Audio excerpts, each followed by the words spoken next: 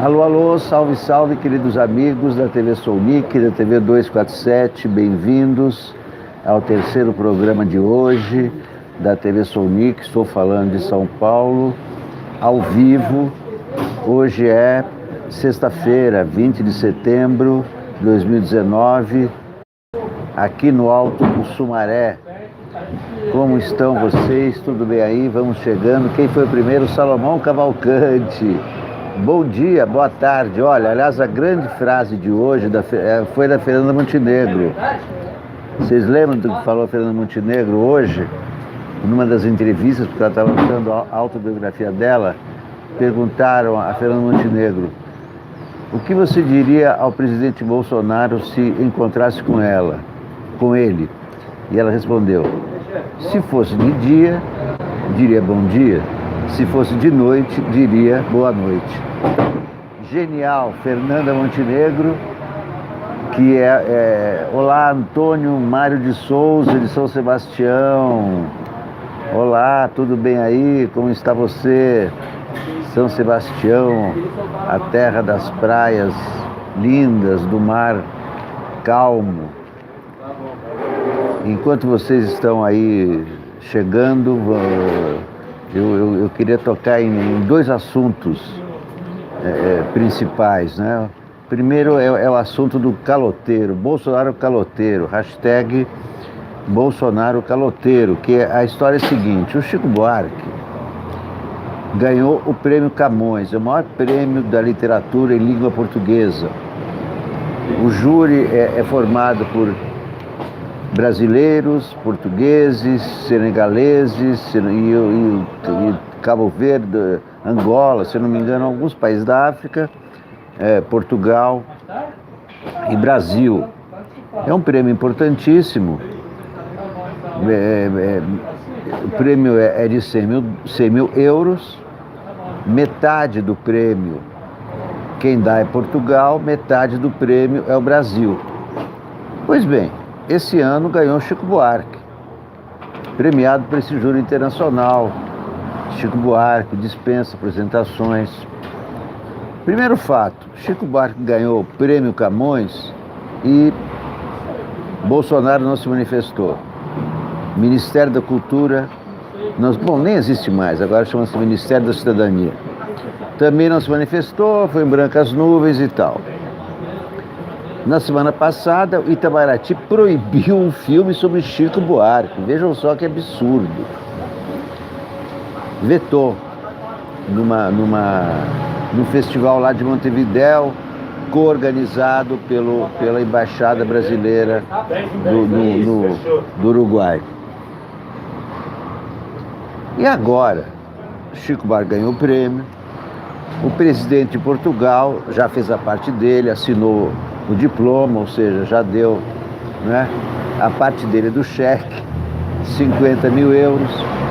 Bolsonaro está se recusando a assinar o diploma do prêmio, ou seja, está se recusando a dar o cheque de 50 mil euros para o Chico Buarque.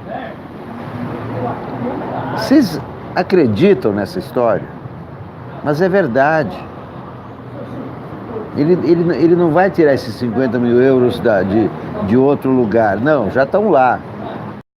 Os 50 mil euros já estão garantidos. É um prêmio que é todo ano. O Brasil e Portugal dão para os artistas para os escritores de língua portuguesa. Pois bem, Vanessa Mourão, de Boston, Massachusetts, boa tarde.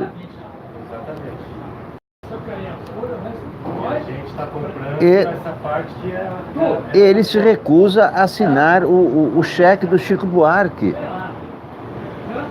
O dinheiro já está lá. Essa informação saiu hoje na revista Veja, coluna Radar. O ministro da Cidadania, que é a ex-cultura, né, levou lá a papelada pro Bolsonaro, já com o chamegão lá do presidente português, Marcelo Rebelo de Sousa, e o Bolsonaro não assina. Não assina, teve a operação, não sei o quê, não entrega o prêmio. Vejam que absurdo. A outra questão que eu queria conversar com vocês, o Queiroz, né? Vestiu uma camisa furada e um chinelão. Tirou foto no Alvorada muito doidão. Mandou preparar a marmita com feijão e arroz. E sorria quando o Flávio dizia: só falta o Queiroz, só falta o Queiroz. Olá, Márcio Maldonado. Nenê, gostou da convocação do Tite? Você queria que o Dudu fosse convocado? Não, né? Tá jogando mal. Deixa eu convocar o Gabigol, que é o craque, né? Achei que foi merecida a convocação do Gabigol. Tem que convocar os melhores, pô. O cara é o goleador, certo? Eu não sei porque estão xingando o Tite. Quem tá fazendo gol? Hã? Quem que tá fazendo gol no campeonato? Gabigol. Tem que ir pra seleção. A seleção não são jogadores que jogam melhor, né? Eu também não estou entendendo essa revolução. Tá uma revolta nas redes sociais. Tá o Juca Kfouri, como é? Tire os traidores. Tá assim, parece uma revolução. Joaquim Silvério dos Reis. O cara convocou os jogadores, ué. Os jogadores da seleção não são jogadores que estão naquele momento. Lógico. Pô, também não estou entendendo. Pois é, não estou entendendo essa reação, né? Porra, tem que ir pra seleção. Em primeiro lugar tá a seleção. O time vestiu uma camisa furada e um chinelão. Tirou foto no Alvorada muito doidão. Mandou preparar a marmita com feijão e arroz. E sorria quando o Flávio dizia: só falta Queiroz, só falta Queiroz. Então, outra questão que eu queria comentar com vocês é a questão da operação da Lava Jato ontem, que invadiu o gabinete do líder do governo no Senado, Fernando Bezerra Coelho. Com tanto animal no nome, ele devia ser ministro da Agricultura.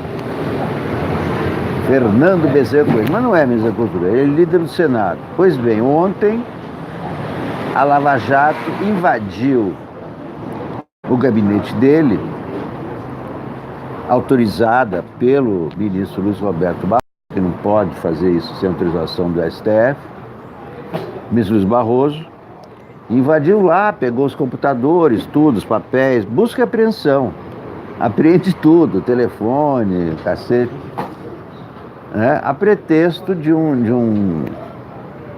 uma acusação lá do governo Dilma ainda, quando ele era ministro da Integração Nacional, e que teria levado 5,5 milhões de propina. Isso foi o que disse um delator. Bem, por isso foi lá, prendeu tudo. Vocês acham que um cara esperto, um senador, um político que tem uma tradição em Pernambuco, não nasceu ontem, alguém acha que iria guardar algum indício de propina de 5 anos atrás? Vocês acham que ele faria isso? Hein? No entanto, a Polícia Federal acha, tanto que foi lá apreender. E aí, o que aconteceu? Davi Alcolumbre ficou furioso, Jair Bolsonaro também ficou furioso mesmo. O cara tá convalescendo. Na Alvorada mandou chamar o Moro para a casa dele. O que ele perguntou para o Moro? Saiu aí a coluna do Thales Faria no UOL dizendo que Bolsonaro perguntou se o Moro tinha perdido o controle da Polícia Federal. Então, a partir daí, eu acho que dá para reconstituir mais ou menos a conversa entre os dois. o Bolsonaro disse para o Moro: ô Moro, você sabia dessa operação da Polícia Federal? Sabia e não impediu? Sabia e não contou para mim?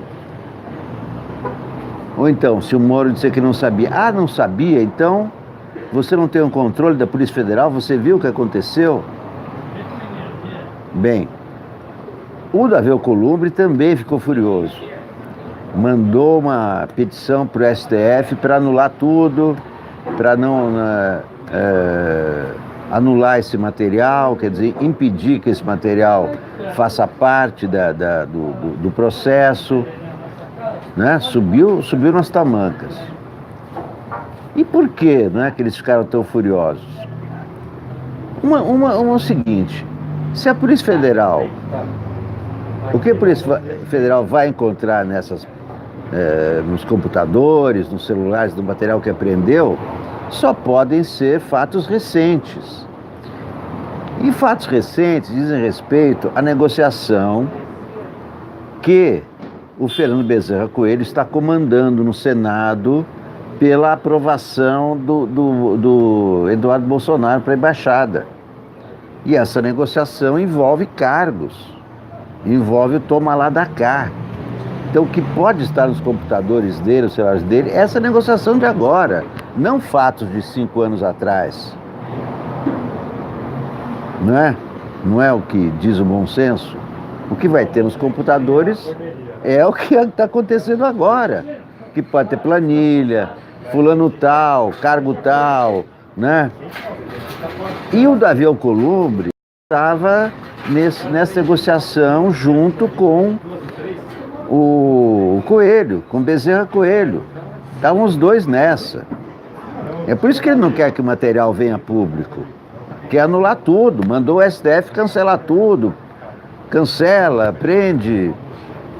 Por isso que estão desesperados, que ali pode ter digital dessa negociação. Imaginou o que acontece se a Polícia Federal divulga esse material? Comprometedor, se tiver algum material comprometedor, é claro. Primeiro, a indicação do Eduardo Bolsonaro já era, né? Indicação do Bolsonaro já era. E a outra? Carimbo de corrupção no governo Bolsonaro. Carimbo de corrupção no governo Bolsonaro. Se tiver ali alguma coisa, senador tal, cargo tal, não sei o quê, né? E não sabemos como é que a Polícia Federal vai reagir a isso. O que vai sair, se não vai sair, se o STF vai barrar, né? Se o Davi Alcolumbre vai conseguir que o STF anule tudo, anule essa apreensão. Né? É isso que eu estou entendendo. Porque o Bezerra Coelho estava comandando essa operação. Tá certo? Estava comandando essa operação, oferecendo cargos. Como é que ele vai conseguir voto? E ele também estava comandando os votos da reforma da Previdência no Senado. As duas coisas. Então aí pode ter cargo, nome tal, cargo tal, nome tal. Se isso vaza para a imprensa, hein? Já imaginaram o escândalo? Eduardo Bolsonaro, tchau. Aí pode começar uma coisa assim, né? Grave contra o Bolsonaro. Se tiver o presidente prometeu isso, não sei o que e tal. Não se sabe o que tem nesse material apreendido ontem. Mas a certeza é que não tem nada de 5 anos atrás. O cara não é amador para deixar no computador dele algum indício de alguma propina que ele recebeu em 2014, né? Agora, quanto ao Moro, então, claro que isso aí está diretamente ligado ao Moro, porque é claro que o Bolsonaro considerou o Moro culpado por essa busca e apreensão. Como é que você deixou fazer isso? Porque para o Bolsonaro não existe autonomia de ninguém. Todos têm que obedecer a ele. Então, A essa altura, é claro que o Bolsonaro deve estar com raiva do Moro, os filhos devem estar pitando na orelha dele, que ele tem que se livrar do Moro rapidamente, ou então manter o Moro em banho-maria. Eu não sei se o Moro, não sei se interessa ao Moro voluntariamente sair do governo nessa altura. Acho que não, ele fica na posição dele. Melhor ele... por que ele vai sair? Vai perder poder, vai ficar aí na chuva até as eleições de 2022. Não faz muito sentido para mim. Faria mais sentido o Bolsonaro se livrar do Moro. Mas para que ele vai se livrar do Moro? Ele pode manter o Moro na frigideira, sob ameaça. Eu acho que não é negócio para o Moro sair, nem negócio para o Bolsonaro demitir o Moro agora, né? Então é aquela coisa, né? São dois grupos em guerra, o grupo do Bolsonaro e o grupo do Moro. O grupo do Bolsonaro com pretensões de ampliar, de se reeleger, e o grupo do Moro com a intenção de se eleger em 2022. O combate à corrupção é só um detalhe. O Moro não está nem aí se o Flávio Bolsonaro vai ou não vai ser investigado.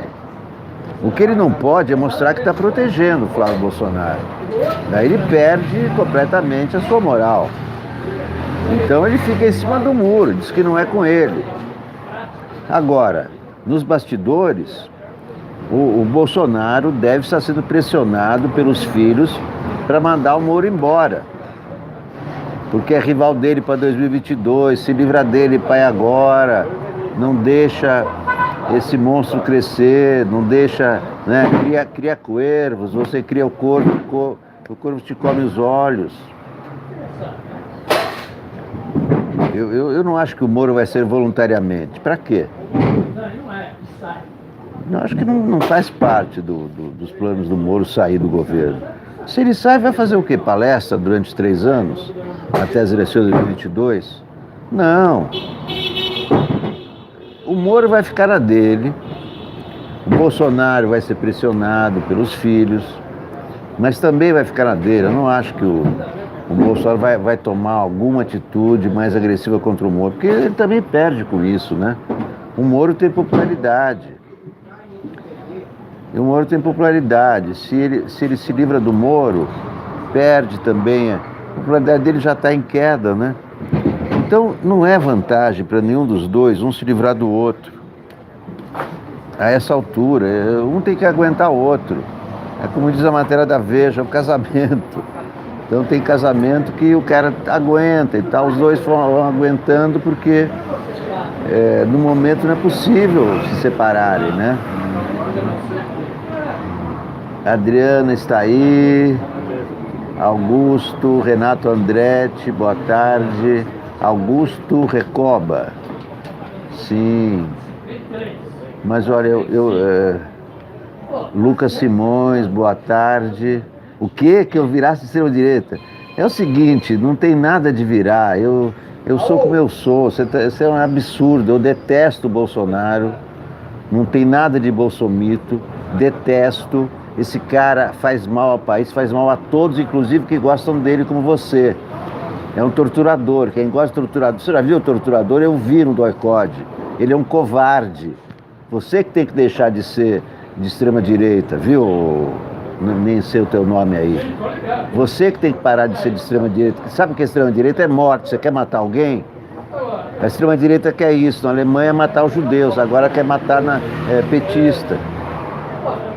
Torturar pobre que rouba um pedaço de carne, isso que quer a extrema-direita, isso que você quer a morte, então sai daqui, porque aqui não é lugar para quem quer morte, aqui é lugar de vida, de discussões, debates, de luz, não é de trevas, entendeu? O Bolsonaro é trevas, é um horror, é baixo astral, não vem com esse papo de extrema-direita. Que extrema-direita, pô? Nem direita. Eu sou um cara livre, eu penso o que eu penso, vou aderir para a extrema-direita. Que isso? Tá maluco? Tá louco? Tá louco? Para com isso, pô. Você não vê o que eu falo? Você acha que eu tenho alguma coisa a ver com direita, com extrema-direita? Não tem nada que ver com isso.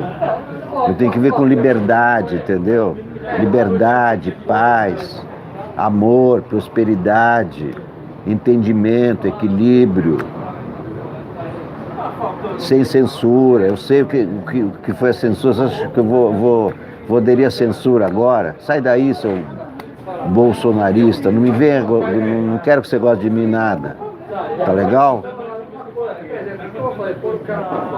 Então, seguinte, o que eu estava dizendo, o Bolsonaro vai ter que engolir o Moro vai ter que engolir o Bolsonaro, porque são dois grupos. O Moro tem o seu grupo dentro do governo, dentro do ministério, tem a Lava Jato. A Lava Jato tem um projeto de poder e está galgando o poder. Agora tem o ministro, por isso que ele não vai ser do ministério. Chegou no ministério, vai sair. Não, o próximo passo é presidência da República. Não, vocês veem o histórico da Lava Jato.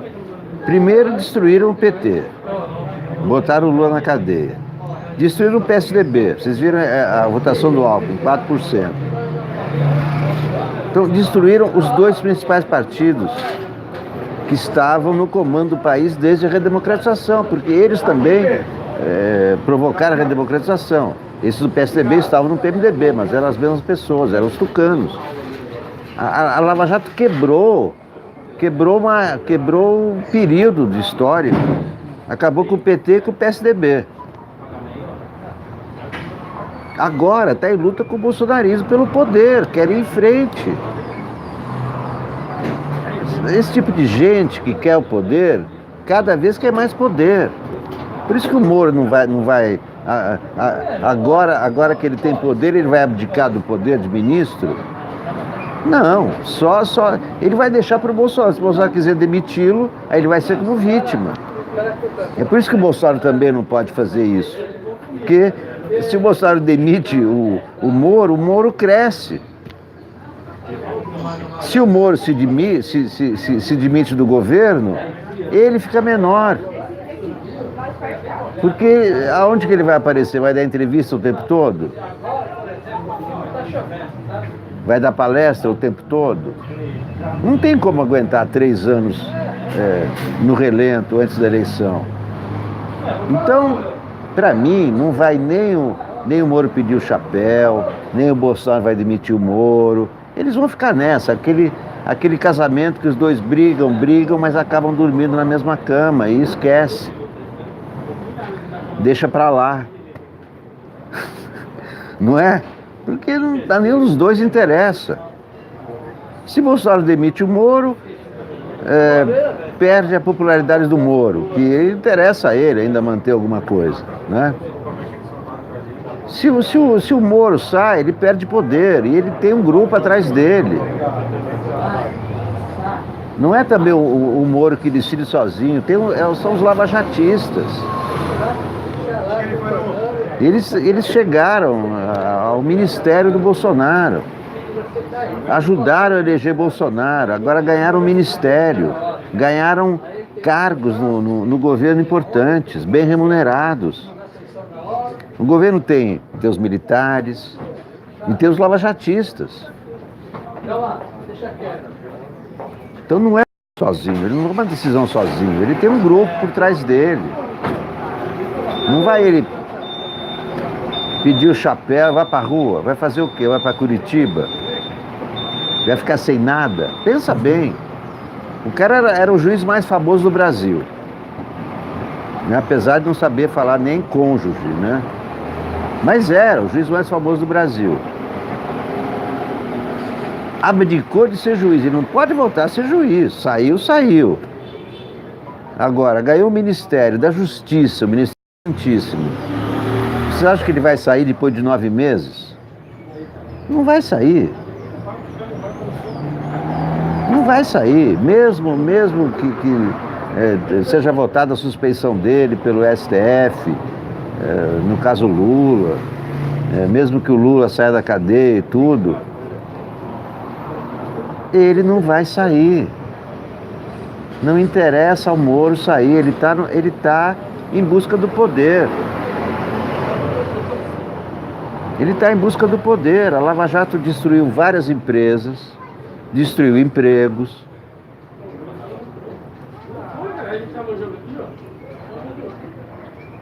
Transgrediu as leis, afrontou a Constituição. É um projeto de poder político. E o fim do projeto de poder político é chegar ao posto máximo, à presidência da República. O candidato da Lava Jato, Celso Acker, puxa, muito obrigado. Muito obrigado, meu amigo. Fizesse um programa sobre o jornalismo. Boa, eu vou fazer sim. Inclusive eu vou lançar um e-book chamado Segredos do Jornalismo, que conta episódios da minha vida no jornalismo. Minha vida no jornalismo. Muito obrigado, Celso. Puxa vida. Muito obrigado. Então é o seguinte, eles estão com um projeto de poder. Tanto o Moro quanto o Bolsonaro são de extrema direita. Tudo que o Moro fez, afrontando a Constituição, a direita não afronta a Constituição. A direita democrática, eu digo, respeita a Constituição. Reinaldo Azevedo, por exemplo, é da direita democrática. Moro não, é da extrema direita. Ele quer romper a Constituição, ele quer romper o sistema, como o Bolsonaro, é o mesmo papo. São as trevas, sentenças de 20 anos. Veja em outros países, ninguém tem sentença desse porte para corrupção. Em Israel tem um ex-primeiro-ministro preso, condenado a 1 ano e 4 meses. Não existe pena de 20 anos para corrupção em lugar nenhum do mundo, a não ser, claro, se o presidente da República rouba $1 bilhão, comete genocídio, essas coisas graves. Mas ninguém pode acusar um presidente da República por um imóvel, receber um imóvel, 10 anos de cadeia. Isso é um total descalabro, é coisa de extrema direita. Então o Moro é extrema direita. Só que ele, em vez de falar palavrão, não sabe falar português. Mas ele não é chulo como o Bolsonaro. Ele não tem o baixo calão, ele não é aquele cara brigão, mas é de extrema direita também.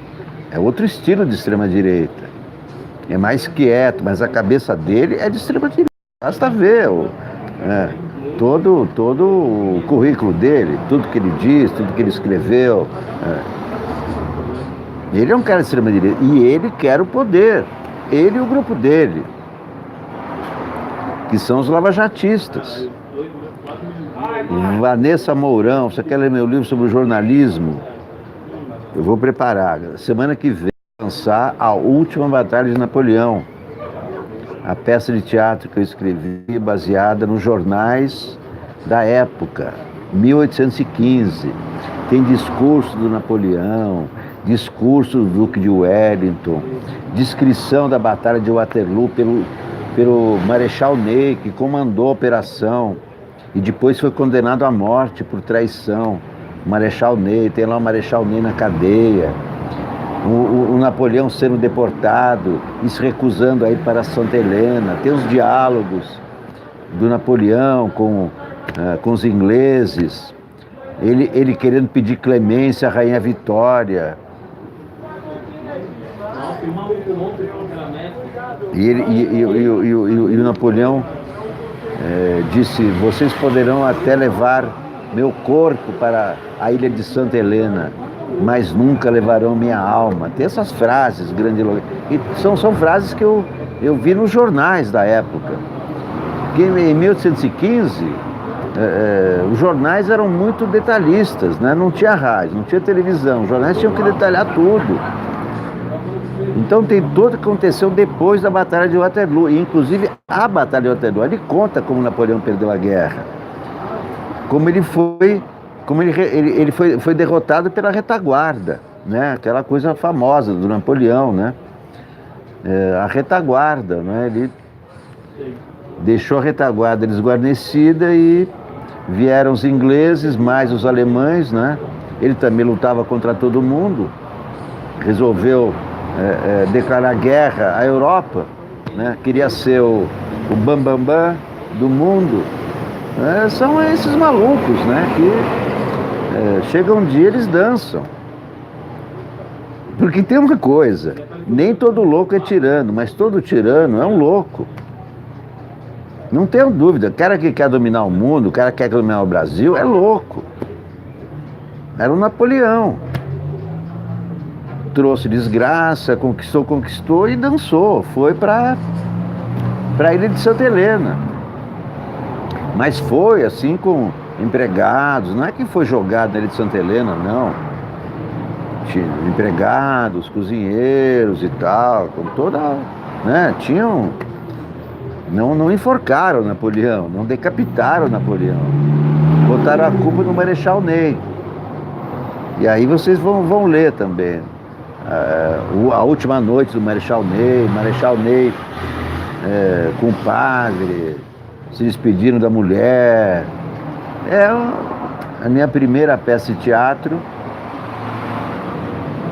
que vai ser lançada em e-book, produzido pelo meu filho, André Solnick. Semana que vem lançamento. E daí depois vamos lançando os outros meus livros em e-book também. É um processo demorado, exaustivo, mas aos poucos ele vai fazendo. Ele faz, claro, no intervalo entre as atividades dele. Ele tem lá os negócios dele, tudo. Jorge Usgosteira, muito obrigado. Isso me li certo. Usgosteira, um grande abraço para você, Jorge. Muito obrigado pela sua colaboração. Vocês têm um superchat, quem quiser. Tem um superchat, quem quiser tem o Catarse. O projeto Catarse é um apoio mensal. Eu não sei em quanto está agora, acho que é R$25 o mínimo. Eu vou baixar para 10 o mínimo. Já está tratando disso aí também. Para vocês poderem... Porque essa contribuição mensal é uma coisa assim, sabe? Que é mensal, é segura, né? Então ajuda muito a TV Solnick. Inclusive a me animar para fazer o programa, porque a verdade nua e crua é a seguinte: o que o YouTube me paga por um programa de 1 hora, sabe quanto dá um programa que tem uma boa audiência, assim? Boa audiência para a TV do meu porte, né? Eu ganho $1 do YouTube.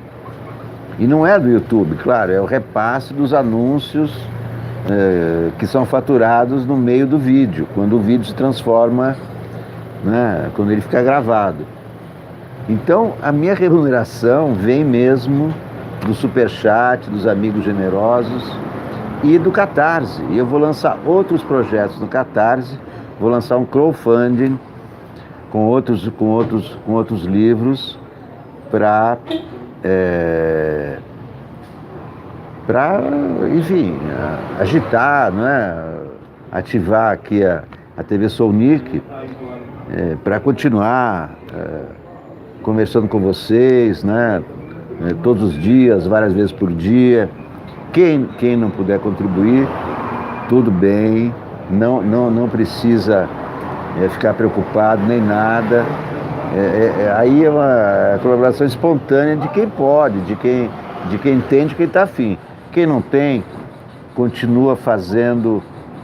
Claro, vou lançar na live, lógico. Vou fazer um lançamento, vou fazer um grande lançamento. Meu filho está preparando, vai fazer um grande lançamento e tudo. Vocês vão ver. A capa foi ele que fez também, a capa está linda. Então é o seguinte, quem não puder colaborar, continua assistindo da mesma maneira. Adoro conversar, adoro conversar com vocês. Só não gosto de xingamentos, né? Nem de ideias idiotas. Mas fora disso, né, podemos trocar ideias à vontade, podem perguntar o que vocês quiserem também, que eu respondo. E assim vamos levando a vida.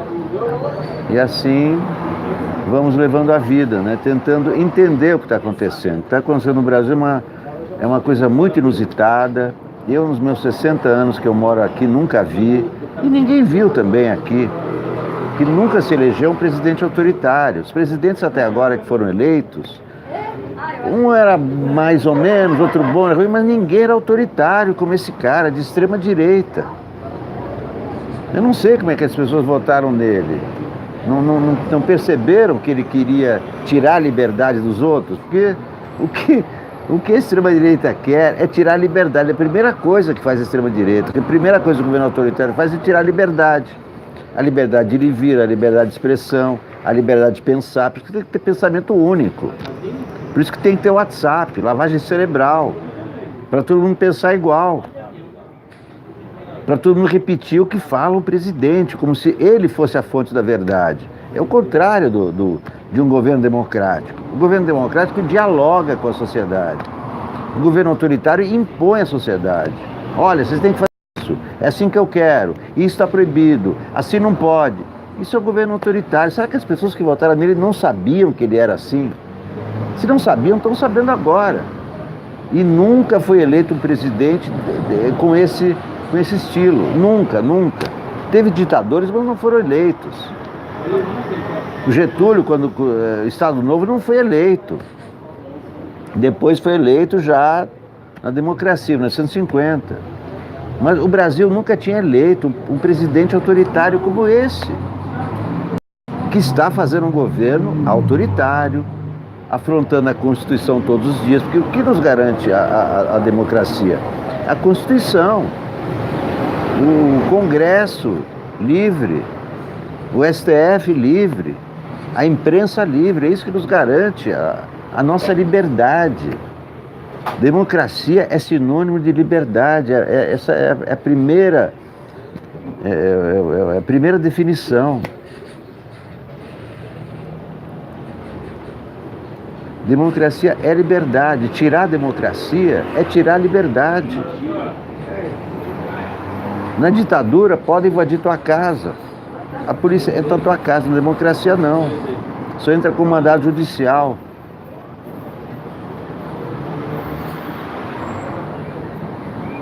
O Brasil nunca elegeu um presidente como esse. Por isso que ninguém sabe como proceder. Ninguém sabe como se defender, como criticar. Será que a gente critica reproduzindo as bobagens que ele fala? Ou será que a gente ignora, deixa ele falar só para o público dele, que ele chama de gado, aliás. O que lembra a música do Zé Ramalho. Ô, vida de gado, povo marcado, povo feliz.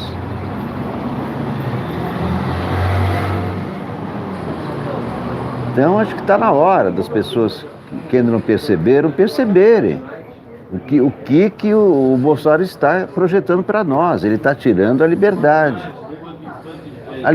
econômica, né? Quer congelar salário mínimo, liberdade econômica, todas as liberdades. Governo autoritário, a primeira coisa é tirar liberdade de pensamento. Por que ele quer censurar? Porque ele só quer dar financiamento para filme religioso? Onde já se viu uma coisa dessa? Quer transformar o Brasil numa ditadura religiosa como o Irã? Não vai conseguir. Não vai conseguir. Os brasileiros não vão deixar. Os brasileiros já passaram por 2 ditaduras. A primeira ditadura foi apoiada pela imprensa, no começo, sempre no começo, né? Depois a imprensa percebe que é o maior prejuízo apoiar a ditadura, porque aí a ditadura censura e jornal censurado não vende. A segunda ditadura, de novo, a imprensa apoiou no começo. 1 ano depois percebeu a cilada. Mas agora a imprensa não está apoiando as pretensões autoritárias do Bolsonaro. Não está apoiando nenhum jornal. E isso é muito importante. É importante que continue assim. Você abre o Globo, abre o Estadão e abre a Folha, que são os 3 principais jornais do país, eles criticam o tempo todo. Criticam o tempo todo. Decisões absurdas, medidas absurdas. Não é que são críticos cegos, não. Criticam medidas como aumentar o número de armas, que ele quer transformar o Brasil nos Estados Unidos, onde todo mundo tem arma e toda hora tem uma chacina. Então, os brasileiros não vão aceitar uma nova ditadura, não vão aceitar a censura, que é o que ele está querendo impor, não vão aceitar o pensamento único que ele quer impor pelo WhatsApp, por esse diabólico WhatsApp, que não sabe quem financia. Quem que está pagando esses robôs todos, esse esquema todo, que funcionou na campanha presidencial e que continua funcionando, e que vai funcionar na campanha do ano que vem, vai funcionar em 2022. Agora, não se enganem. Quem apoia a ditadura acaba também perdendo a liberdade, porque só quem tem liberdade na ditadura é quem manda. Só. Os outros dançam. Os outros têm que obedecer.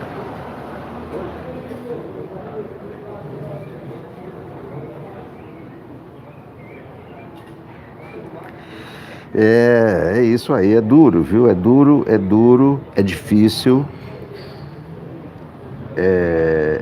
Combater, por isso que as pessoas logo pensam, como é que vão fazer para derrubar o Bolsonaro?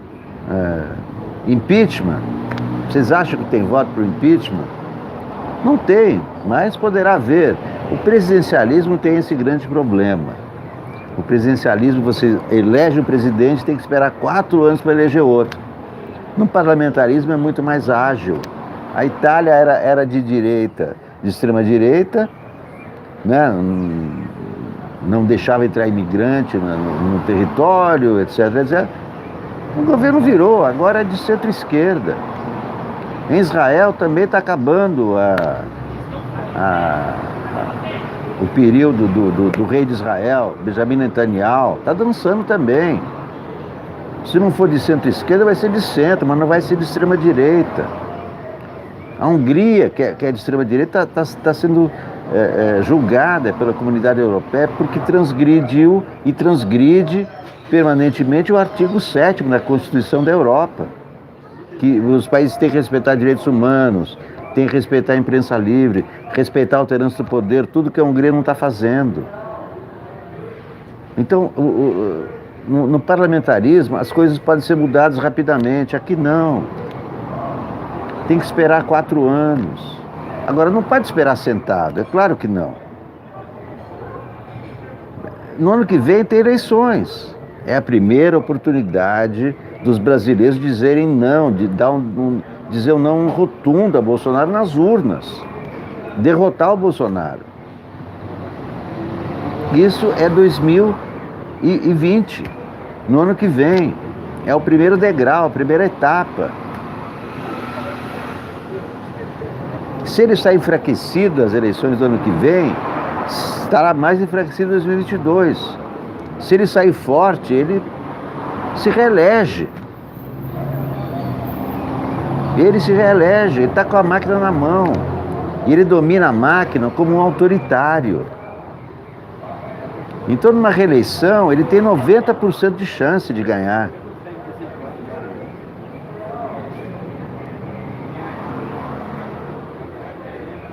Agora, eu não vejo as oposições se movimentando para as eleições do ano que vem.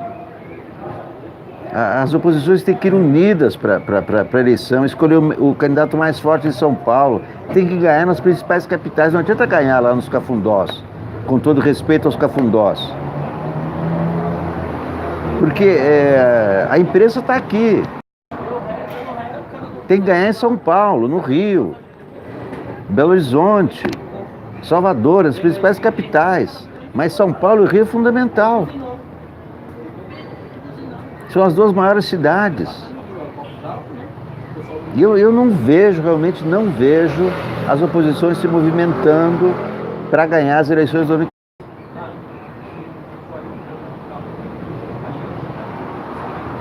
Vocês estão vendo as oposições preocupadas com as eleições do ano que vem?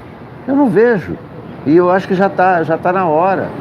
Já estamos no fim do ano quase, né? Chegando no fim de setembro, outubro, novembro, dezembro. Dezembro, férias. Janeiro, férias. Pronto, começou a campanha. E é fundamental Bolsonaro ser derrotado fragorosamente. Junto com esse Witzel, junto com o João Dória, que também não são melhores que ele. Aliás, puxa vida. Wilson Witzel, esse devia ser caçado. Porque governador que manda tirar de helicóptero para baixo tem que sair do cargo mesmo porque ele está colocando a população em risco. É um assassino em potencial. Não sei como é que não foi caçado ainda.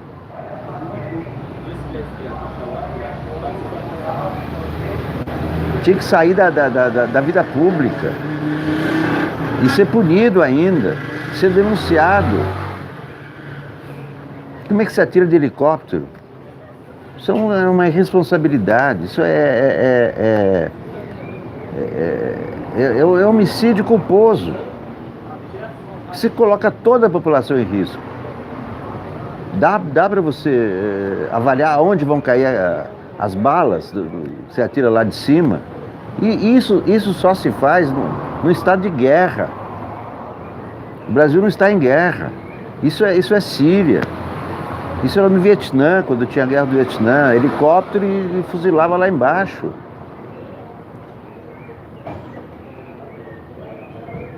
Então tem que sair da vida pública um sujeito desse, que manda atirar de helicóptero. Essa gente tem que sair derrotada das urnas em 2022, em 2020. Eu acho, esse tem que ser o foco. Esse tem que ser o foco das oposições para o ano que vem. Se ele tomar uma porrada, ele é capaz de se moderar um pouco, pelo menos. Olha, os brasileiros têm que dizer não a ele. Não basta só dizer não nas pesquisas, tem que dizer não nas urnas. É assim que eu acho. Quer dizer, eu não vejo outro caminho a não ser o trabalho para ganhar nas urnas. Ele ganhou nas urnas, tem que ser derrotado nas urnas. Tem que ser derrotado nas urnas. Será que no ano que vem os brasileiros já não terão percebido quem ele é, o mal que ele está fazendo no país, a praga que os brasileiros colocaram no Palácio do Planalto? Já vão saber, com certeza. Então não poderão votar de novo no esquema dele para fortalecê-lo para 2022. Né? Imagino que não vão errar duas vezes. Errar duas vezes assim em seguida. Eleger um sujeito que foi péssimo militar, basta ver a biografia dele na vida militar, que ameaçou explodir quartéis, foi péssimo deputado, só comprou briga, e aí os eleitores acharam que ele seria um bom presidente da República. Como é possível? Bastava ter olhado o passado dele, a carreira dele. Mas eu nunca vou entender por que as pessoas votaram nele. E vocês vejam, o primeiro turno ele ganhou de 46-30. No segundo foi 39-30. Ou seja, o Haddad não somou nenhum ponto no segundo turno. Só o Bolsonaro que perdeu. Perdeu 7 pontos. E agora, depois de 9 meses, 38% desaprovam o seu governo. Em apenas 9 meses. Então, eu acho que no ano que vem estará mais ou menos consolidada a ideia de que Bolsonaro nunca mais, chega de Bolsonaro, basta de Bolsonaro, não se pode votar em candidatos do Bolsonaro, seja do PSL, seja de aliados do PSL, seja de desafetos no mesmo ideologia que ele, como Wilson Witzel, como João Dória, porque são iguais. O Brasil tem que voltar a respirar a democracia no ano que vem. Esse é o desafio. Chega de conflito, chega de ódio. O que o Brasil precisa para crescer é paz. Não é a reforma da Previdência que vai trazer o crescimento. O que vai trazer o crescimento ao Brasil, em primeiro lugar, é a pacificação do país, a democracia plena, o artigo 5º vigindo, a Lava Jato dentro dos parâmetros da Constituição e não fora dos parâmetros. É isso que o Brasil precisa, paz para crescer. Com discórdia, com ódio, com conflito, o Brasil não vai sair desse buraco.